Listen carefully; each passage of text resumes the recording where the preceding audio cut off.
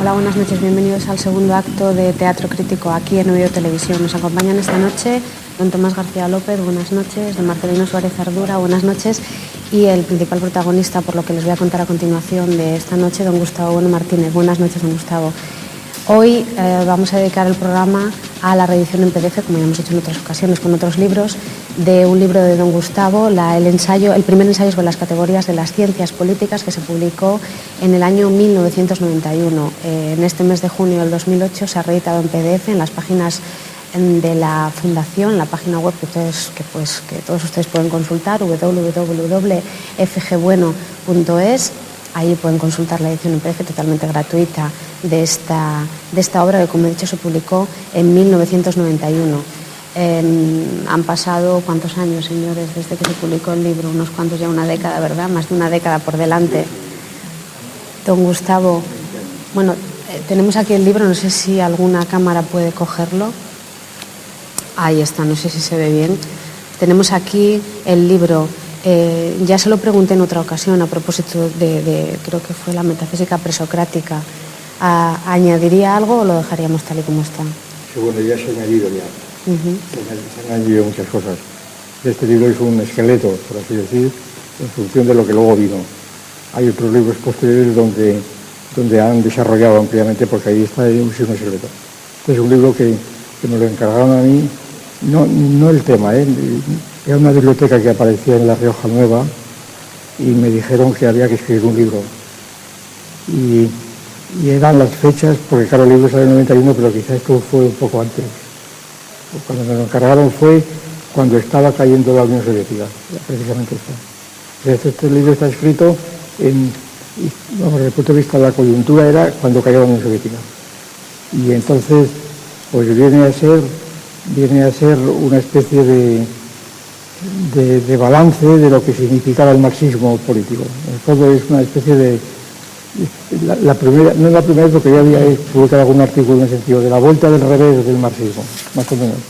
Y en este vídeo ensayé, pues, tratar de entender qué pasaba, ¿no? Y tratar de entender cuál era la estructura de un Estado con la Unión Soviética que se había hundido. Esa es la cuestión.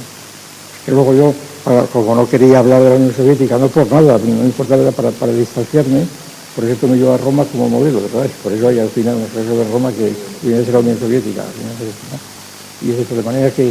Y entonces fue un libro, fue escrito muy rápidamente, yo creo que, yo no me acuerdo, pero igual fueron 2 meses o así,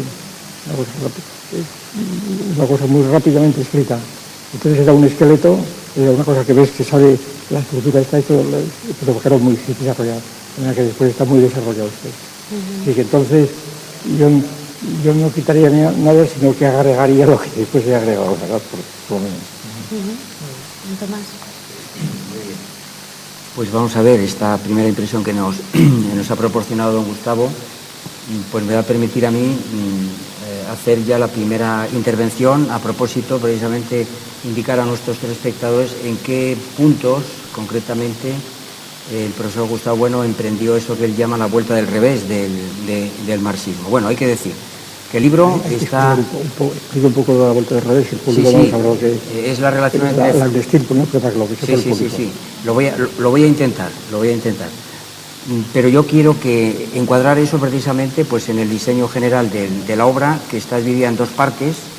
Hay una primera parte que es noseológica, donde el profesor Bueno lo que hace es pues aplicar su teoría del cierre categorial, aunque el libro todavía, o los 6 tomos, el primero de los 6 tomos no había aparecido aún, porque este aparece en el 92, se estaba haciendo. Sin embargo, el profesor Gustavo Bueno ya ejercita esta noción y además pues ya había publicado pues en el año 76 pues una idea del cierre de la ciencia desde la teoría del cierre categorial, O sea que él ya está ejercitando esas nociones, y lo que hace es precisamente pues aplicarlo a una de las ciencias humanas. Ya se sabe que en este libro distingue entre ciencias que solo tienen metodologías alfa y ciencias que además de metodologías alfa pues tienen también metodologías beta, ¿no?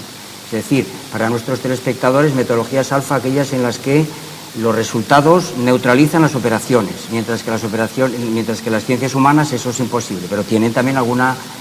Bueno, esto lo aplica él a las ciencias políticas, y entonces la primera parte que titula Noseología, o parte noseológica, pues empieza por unas cuestiones noseológicas de carácter global, donde habla por los diferentes saberes políticos, ciencias políticas, y desemboca en la filosofía política. Esto podríamos decir que es como la introducción. Y precisamente utiliza la palabra cuestión, y en esas cuestiones, ¿verdad?, pues lo que hace precisamente es ofrecer problemáticamente cuestiones que tienen que ver con los contenidos de las ciencias políticas, ¿no? Esta introducción en la que no me puedo detener mucho, pues sencillamente da paso a la primera parte, donde empieza precisamente con el construir el espacio noseológico de las ciencias políticas. Y para ello, pues naturalmente recurre a su noción de espacio noseológico. Y el espacio noseológico, pues, tiene tres ejes, tres dimensiones, ¿no? El eje sintáctico, el eje semántico y el eje pragmático, como cualquier otro lenguaje. Bien, pues aquí, a propósito de las cuestiones sintácticas, lo que hace es precisamente plantear dos problemas importantes. Un problema importante que tiene que ver precisamente con la crítica del individualismo, y un segundo problema, que es el que voy a plantear ahora en el eje semántico, que es justamente la crítica al marxismo. Voy a decirlo muy rápidamente. Por supuesto, toda ciencia tiene que tener términos, relaciones y operaciones, que eso es precisamente el contenido del eje sintáctico. Entonces, los términos de las ciencias políticas pues son configuraciones tales como instituciones, partidos, gabinetes, parlamentos, asambleas, comicios, manifestaciones, pero también el término individuo, como persona individual. Y entonces el profesor Bueno lo que dice aquí, precisamente problematizando la cuestión de los términos, es que pues un término simple como el concepto de individuo no tiene por ser primitivo. Esto es lo que dicen precisamente las teorías del pacto social. Es decir, que la sociedad no es fruto de determinaciones individuales, sino que en todo caso los individuos son fruto de la sociedad política. Ahí entonces ya el primer problema. En cuanto a las relaciones, pues establece un conflicto entre relaciones de parentesco y relaciones políticas, ¿no? Es decir, las relaciones de parentesco en ocasiones en algunas sociedades políticas se confunden, en otras se coordinan, es el caso de los linajes, y en otro pues existe una organización administrativa donde es el marco administrativo el marco de la sociedad política. Frente a eso están las relaciones propiamente o formalmente políticas, que son las de la eutasia, y considera precisamente que el buen orden, esta es la palabra, es lo que significa la palabra eutasia, pues viene a ser algo así como la identidad política, la identidad sintética de las ciencias políticas. Y finalmente las operaciones, ahí es donde nos lleva justo a la distinción que he dicho antes entre pues metodologías alfa y metodologías beta. Para que se hagan ustedes una idea, lo que dice es que hay ciertas metodologías donde las operaciones quedan neutralizadas, y lo que él dice es, en grado sumo, es cuando las ciencias políticas quedan reducidas a ciencias naturales. Pero para que ustedes entiendan lo que sería otro tipo de operaciones alfa, pues sería, por ejemplo, la estadística, ¿verdad?, las estructuras estadísticas, pero también en otro nivel, pues las estructuras gramaticales también serían naturalmente componentes alfa. Y luego las operaciones beta es reconstruir la política desde máquinas políticas o desde ceremonias políticas, o la teoría de juegos, es decir, que tan de boga está, pues esto, las alianzas o los pactos, pues naturalmente eso es otra metodología de la que tanto hablan. Y luego finalmente estaría el nivel beta 2, que es la praxis política, ¿verdad? En cuanto a las cuestiones semánticas, yo tengo que decir que utiliza la palabra cuestión precisamente como sinónimo de problema, ¿no? Es decir, ahí lo que hace el profesor Bueno, si en la primera parte recupera el teteto de Platón, cuando Platón plantea pues eso, que hay saberes de políticos en activo y saberes pues que tienen que ver con los que eligen a los que mandan. También hay individuos como los matemáticos puros que no quieren saber nada de la política, y ese es el caso límite. Ahí problematiza y incorpora, por así decirlo, la tradición platónica. Pues en las cuestiones semánticas a mí me parece que hay resonancias de tipo escolástico, es decir, una palabra que recupera la tradición problemática de los planteamientos que hace Santo Tomás de Aquino en la Suma Teología. Y para él no hay sencillamente una exposición de lo que sería el eje semántico, sino que habla de cuestiones semánticas. Entonces aquí habla de referencias fisicalistas, de fenómenos y de esencias. Y ahí es donde sitúa él precisamente el problema con respecto al marxismo, ¿verdad? Y es que el marxismo, como es bien sabido por todos nuestros telespectadores, hace una distinción muy radical entre base y superestructura. Y precisamente las superestructuras, entre ellas precisamente la actividad política, la teoría del Estado, la religión, y ahí incluiríamos también lo que Hegel llama el espíritu absoluto, pues son epifenómenos de una entidad fundamental y básica que es la base. Y entonces, pues Marx lo que dice es que estas superestructuras se desprenden de la base, ¿no? Entonces aquí es donde él plantea el problema de darle la vuelta al revés, es decir, que las relaciones entre base y superestructura estas dos palabras son conceptos conjugados, es decir, que hay una relación diamérica entre ambos asuntos y que no se puede naturalmente reducir lo superestructural a simples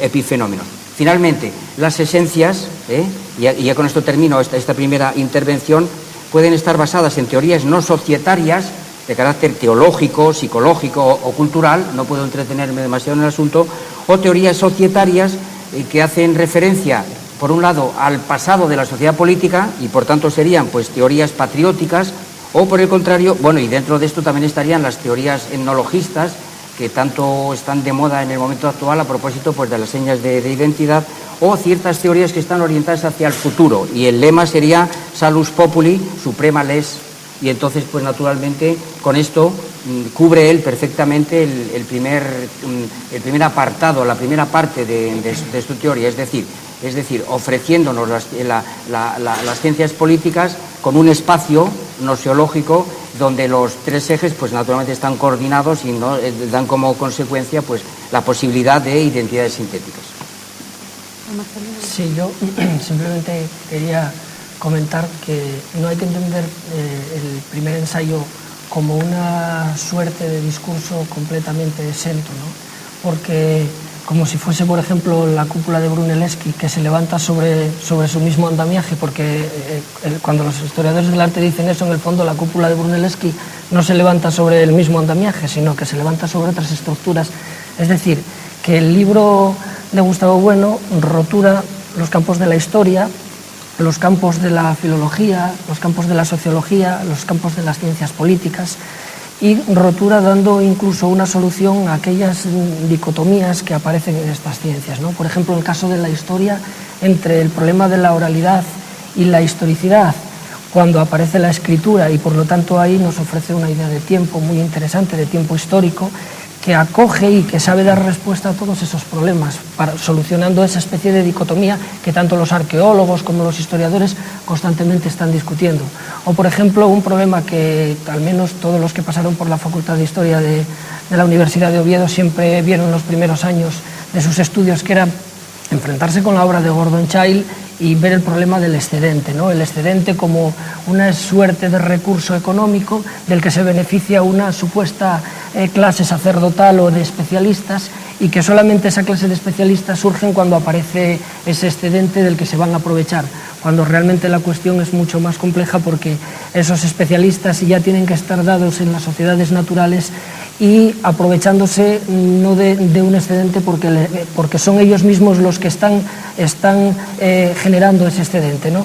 Y entonces aquí sí que entronca con lo que acaba de decir Tomás del tema de la superestructura y la infraestructura, porque evidentemente cuando Gustavo Bueno en el libro dice el tema de darle la vuelta a Marx, suponiendo que claro, Marx también le ha dado la vuelta a Hegel, si hay que darle la vuelta a Marx, que le ha dado a su vez la vuelta a Hegel, parece que tras un giro de 180 grados volvemos en otro giro de 180 grados a los 360 grados, volvemos al lugar en el que estábamos, pero la vuelta que se está dando aquí no se está dando en esos términos, no se está dando en el sentido de volver a la misma posición, sino de reintroducir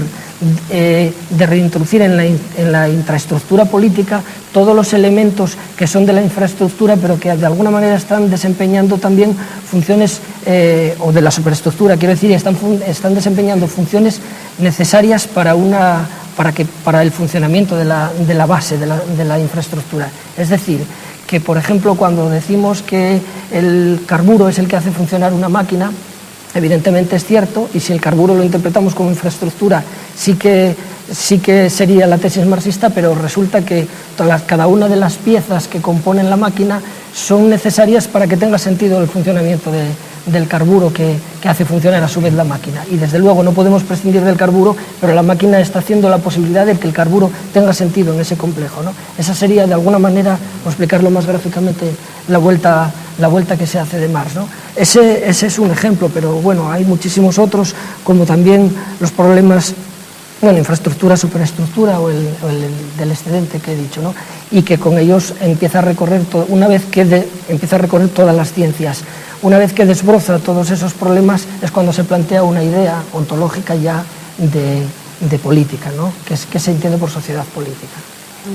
Bueno, yo abundando lo que decía Marcelino, que me parece muy bien, un ejemplo, yo creo que central, no por el libro en general, sobre la cuestión de la vuelta del revés. La vuelta es la vuelta del revés en un punto central del marxismo, que es la teoría de las redes sociales como fundamento del Estado. Es decir, como todo el mundo sabrá, recordará, ¿verdad?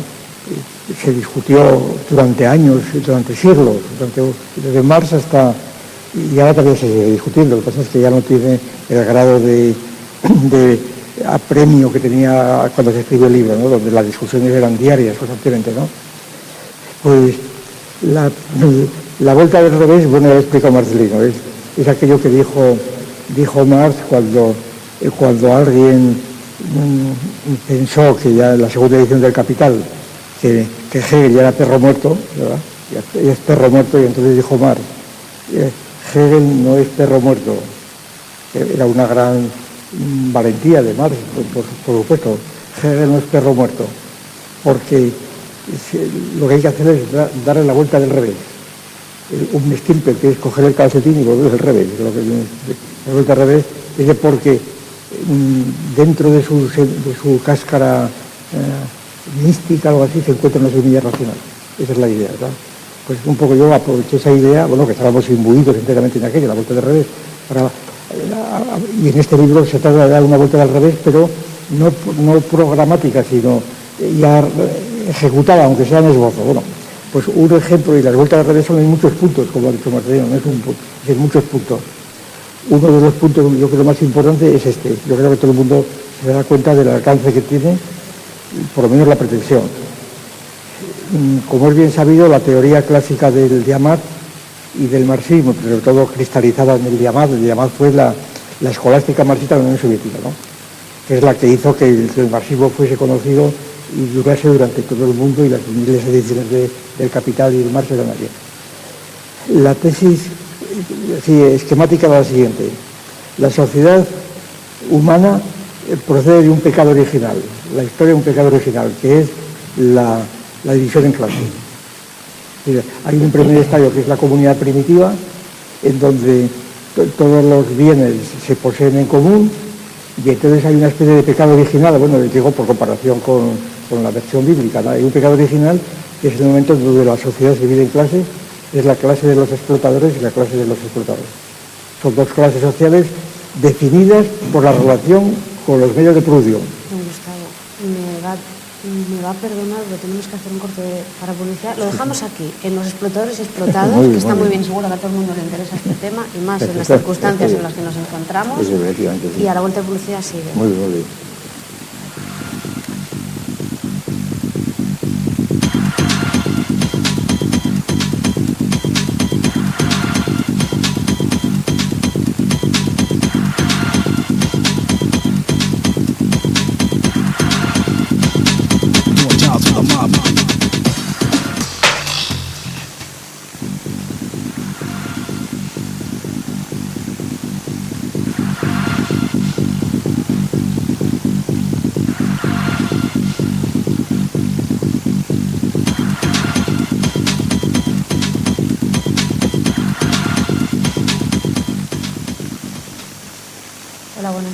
Estamos hablando del primer ensayo sobre las categorías de las ciencias políticas, libro de Gustavo Bueno, que se reedita en PDF ahora en el 2008, después de que se publicara, ¿verdad? Allá por 1991. Habíamos dejado a don Gustavo Knox poniendo, ejemplificando un asunto. Si quiere continuar, don Gustavo. En 2 palabras, o en 3.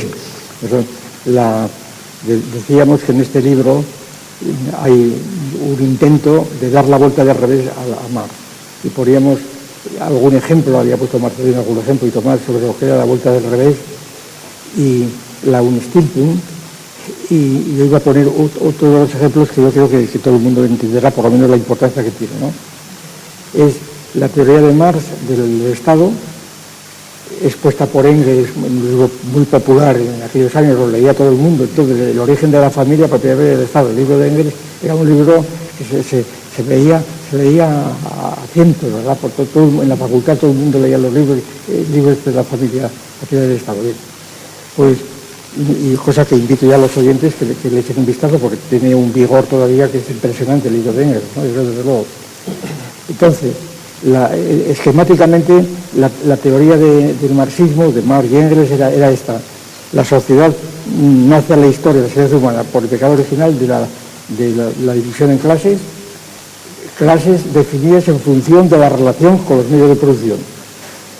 Y aquí las 2 clases son los que poseen los medios de producción, arrebatándose a los demás, y los que no los poseen, explotadores y explotados.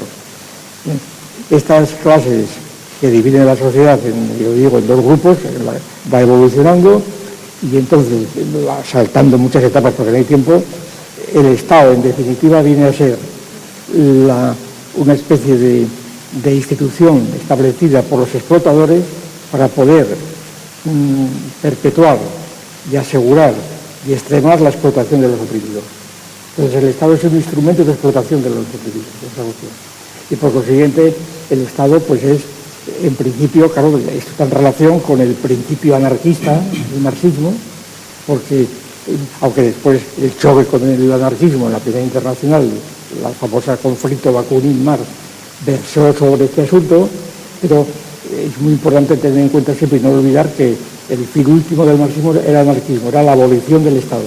La abolición del Estado, pero la diferencia es que los anarquistas querían la abolición inmediatamente, ¿verdad?, como primera fase, y Marx era la gran novedad. Marx creía que era imprescindible mantener el Estado y apoderarse de él, precisamente para poder lograr el fin del Estado. Es decir, la posición de Marx era totalmente dialéctica, mientras la de Bakunin pues no era dialéctica, era simplemente destruir simplemente el Estado como instrumento opresor. Bien. Entonces, la vuelta del revés que yo aquí ensayaba es la siguiente: el concepto mismo de propiedad. La propiedad es un robo, decía Proudhon, como es bien sabido. Claro, pero la propiedad es un robo, y esta es una idea que ya está en Marx. Es un sinsentido, porque si la propiedad es un robo, ¿a quién roba? Si no había propiedad, ¿verdad? ¿A quién roba? Es una de las famosas frases que más éxito han tenido, que han electrizado a millones de individuos. La propiedad es un robo, ¿verdad?, a millones de trabajadores, y es una frase completamente estúpida, sin sentido ninguno. Es decir, ¿a quién va a robar la propiedad cuando empieza la propiedad, si no hay propiedad? Porque robar se supone que robar lo que es propio de alguien, pero si no es propiedad de alguien, bien. Entonces, la idea central de la vuelta de revés aquí es la siguiente: que la división en clases sociales, el conflicto de clases, no es anterior al Estado. El Estado no brota de ese conflicto, sino que las clases brotan precisamente del Estado. ¿Cómo? Simplemente introduciendo una cuestión que por cierto, ulteriormente, y sobre todo en nuestros días, ha cobrado un protagonismo esencial, sobre todo con la división territorial de España y otros países. Es la siguiente: la apropiación. ¿De qué apropiación se habla? Hombre, se habla de apropiación, sobre todo cuando cogemos las cosas históricamente, de apropiación no ya de los bienes de uso individual, pues por ejemplo el indumento, que también, ¿verdad?, el alimento, ¿no?, sino de apropiación de los bienes de producción colectivos. El primero es el territorio. El primero es el territorio que queda delimitado para un grupo social muy complejo y a su vez, pero en fin, el territorio. Pues bien, la idea central que se expone en el libro es que la apropiación de un territorio ya constituye una apropiación, ¿verdad?, anterior a la apropiación de las clases sociales. Es decir, que antes de constituirse el Estado ha habido una apropiación del territorio, por razones mucho más complejas que analizar. Y esta apropiación es la que no considera precisamente el marxismo. Porque todas las discusiones del marxismo son la propiedad dentro de cada Estado. Es dentro de cada Estado donde está la apropiación. Y entonces, asombrosamente, estuve repasando todos los textos y veía que se habían resbalado por este camino. Simplemente estaban circunscritos en el Estado. Pero es que la propia definición del Estado ya supone una apropiación con respecto a todos los bienes comunes, digamos, para toda la humanidad. Cuestión importantísima, para que todo el mundo se dé cuenta de la importancia, de por qué razón, para hablar de una cosa muy conocida entre nosotros, el derecho de los españoles a entrar a las Indias, ¿verdad? Porque es que lo ocupaban los indios, pero es que el primer ocupante ya tiene más derecho que el segundo ocupante. ¿Y cuál es la razón por la que el primer ocupante tiene más derecho que el segundo? Entonces, ahí estaba esta cuestión fundamental. Es decir, los españoles, según esto, tendrían tanto derecho a entrar en las Indias, aunque estuvieran ocupadas, como los primeros que fueron los primeros. No hay ninguna razón, ningún derecho natural, como te decía. Entonces, se dice que es una cuestión central, ¿verdad? Es una cuestión central. Entonces, lo cierto es que se apropia, se circunscribe un territorio más o menos extenso, a veces extensísimo, claro, y entonces es cuando está ya establecido, cuando ese territorio común del grupo se redistribuye. Y esa redistribución, ahí es cuando aparece la propiedad, es esa redistribución. Ahí es cuando aparecen las clases sociales, dentro del Estado. Y entonces resulta que hay una dialéctica de clases que está a su vez mezclada con la dialéctica de los Estados, que es la que produce pues toda la complejidad y toda la dificultad de los análisis históricos. Claro. Y entonces no es la lucha de clases simplemente el motor de la historia. No se niega la lucha de clases, por supuesto, porque esa lucha de clases es una cosa puramente abstracta, que está completamente mediada por la lucha de Estados, que resulta que son los verdaderos protagonistas de la historia. Es decir, que las unidades de la historia son los Estados y no las clases, o las dos cosas, pero luego las clases se empiezan a complicar porque no son dos clases, son 30, 40, etcétera. Claro, para seguir con lo de bueno, ¿no? Cuando Marx y Engels publican el Manifiesto Comunista, enfocan potentemente esa lucha de clases y hablan de libres esclavos, siervos señores, burgueses proletarios, pero realmente no están diciendo da la impresión de que esa especie de continuidad evolutiva de lucha de clases entre las distintas clases antagónicas se está dando como una especie de estado que está flotando y que no se sabe dónde está, pero esos libres y esos esclavos están en Roma frente a los sucesores de Alejandro Magno, que son Grecia, y esos señores feudales están en Castilla frente al reino de Aragón o frente a los musulmanes, y así eso es lo que no enfoca. Vamos, justamente lo mismo. La experiencia de las dos últimas guerras mundiales, cuando según la teoría marxista, la Primera Guerra Mundial mantenida sobre todo por los espartaquistas, Casa de Luxemburgo, etcétera, cuando abajo las armas, abajo la guerra, camaradas, obreros, no vayáis a la guerra, vais a luchar con vuestros hermanos, ¿verdad? Entonces, vuestros hermanos obreros franceses son proletarios hermanos nuestros, bien, todo lo que se quiera, pero luego resulta que está ya la guerra, ¿verdad? El hecho de ser francés está más cerca de Francia que de un proletario alemán, ¿verdad? Entonces está ya la guerra. Y en la Segunda Guerra Mundial lo mismo. Es decir, que entonces las guerras son entre estados, no entre clases. Entonces aquí yo quisiera hacer una puntualización. Precisamente este planteamiento que hace él, y volviendo otra vez a la vuelta del revés de Marx, yo he visto en su libro cómo lo ejercita plenamente a propósito de lo que él llama el cuerpo de la sociedad política, cuando se constituye, y entonces lo de la guerra pues ahora mismo va a entrar en juego. Esta es la segunda parte de su libro, que es la parte ontológica. Y ahí, pues, el profesor, antes de hacer, en su introducción, como siempre, aclara el concepto de ontología, oponiéndolo a fenomenología y a ciencias positivas, pero inmediatamente, pues, digamos que esas cuestiones o esos problemas ontológicos atañen al núcleo, al curso y al cuerpo. Donde él está, el profesor estaba hablando precisamente de que las clases son posteriores al Estado, pues quiere decir naturalmente que hay una sociedad protoestatal, anterior al Estado, que a su vez se deriva de las sociedades, de lo que es el núcleo que es la sociedad natural, la sociedad humana natural. Es decir, allí cuando el homínido ha hecho una inversión antropológica de lo que sería su condición zoológica, pero claro, evidentemente el primer conato de lo que podemos llamar organización es cuando el cuerpo político se organiza a través de dos capas y utiliza la palabra capa, es decir, la apropiación de terrenos, capa basal, y una especie de jefaturas que organizan precisamente y que desarrollan pues lo que podríamos llamar la autasia de esas apropiaciones. Entonces esto es precisamente ya el curso. El curso quiere decir que tiene una primera fase que es protoestatal, donde ya se producen estas operaciones, una fase secundaria, que llama él, secundaria estatal, donde precisamente estas sociedades primitivas pues se enfrentan entre sí cuando han cristalizado precisamente por el dominio, y entonces se necesita una tercera capa, que es la capa cortical, es decir, el ejército, es decir, el poder. Entonces hay enfrentamiento y, por así decirlo, los estados surgen precisamente cuando se enfrentan entre ellos, porque previamente ya tienen establecida un dominio sobre un territorio, capa basal, y hay unos directores, unos jefes que de alguna manera organizan el asunto. Y finalmente desemboca en la fase terciaria, de que llama él posestatal, donde cabe, por supuesto, la posición anarquista, fuera el Estado, o la supraestatal, donde hay ligas entre estados o bloques o mercados, o la transestatal, que son las multinacionales, los tribunales internacionales, etcétera.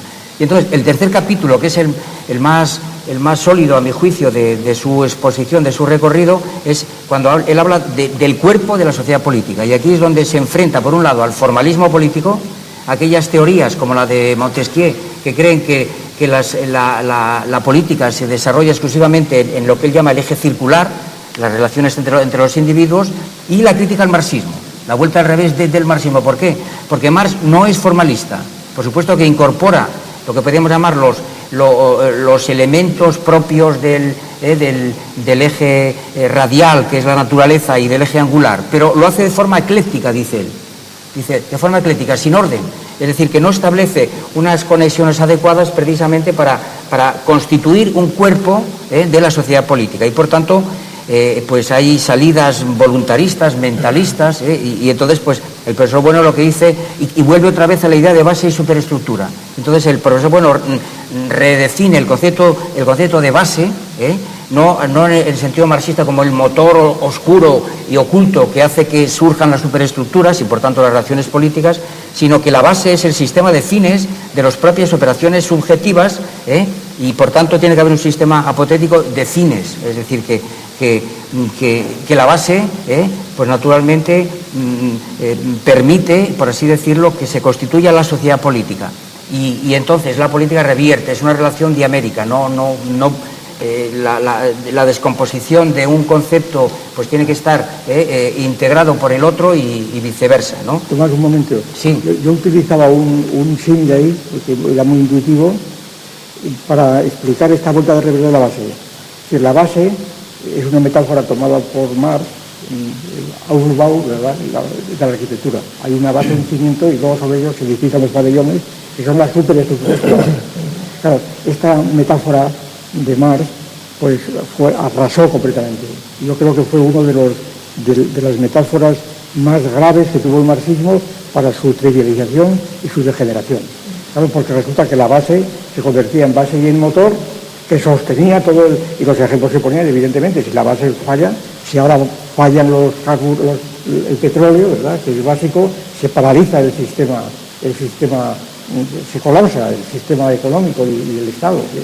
Entonces, yo recuerdo que sustituí esta metáfora de Ausbau, base y pabellón y tejado y superestructura, que se derrumban cuando la base cae, la sustituí por una metáfora de carácter biológico, que es la siguiente: lo que sostiene a un organismo son los huesos. Son los huesos, y en los huesos te desploma a un vertebrado, ¿verdad? Ahora, los huesos no son anteriores a los tejidos, los huesos salen de los tejidos. Esa es la idea. La base que nos soporta, ¿verdad?, a nuestro organismo bipedestado de vertebrados son los huesos, sin duda ninguna, pero esos huesos no son anteriores al organismo, sino que brotan del propio organismo. Un poco es esa idea. Entonces la base está ya originariamente dentro del organismo general. Nos hemos quedado sin tiempo, Marcelino. Faltaría una referencia a las tipologías, a los tipos de sociedades políticas en función precisamente de este... Nos hemos quedado sin tiempo. No. Don Tomás, cuando acabemos aquí, habla usted con el director del programa y le consulta sobre la posibilidad de hacer una segunda parte y seguro que nuestros espectadores también nos lo agradecerán. Yo ahora es mi deber cortarles, y decir lo que siento esta obra mucho. Se desarrolla en otras obras posteriores. El panfleto contra la democracia desarrolla este cuerpo de la sociedad política. Gracias a todos por acompañarnos.